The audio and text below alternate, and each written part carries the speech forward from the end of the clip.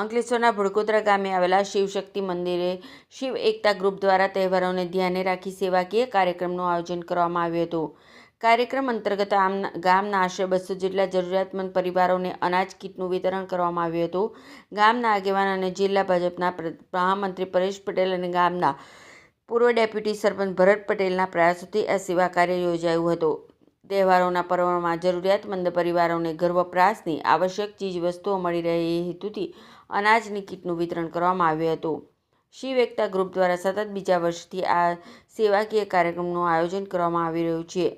જરૂરિયાતમંદ પરિવારોને મદદ માટે હાથ ધરવામાં આવેલી આ પહેલને ગ્રામજનો દ્વારા આવકારવામાં આવી હતી.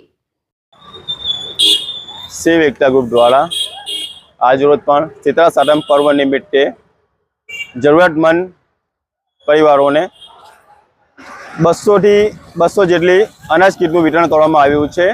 શિવ એકતા ગ્રુપ ગયા 2 વર્ષથી આ કાર્યક્રમ યોજે છે અને જરૂરિયાતમંદોને સહાય પૂરી કરે છે.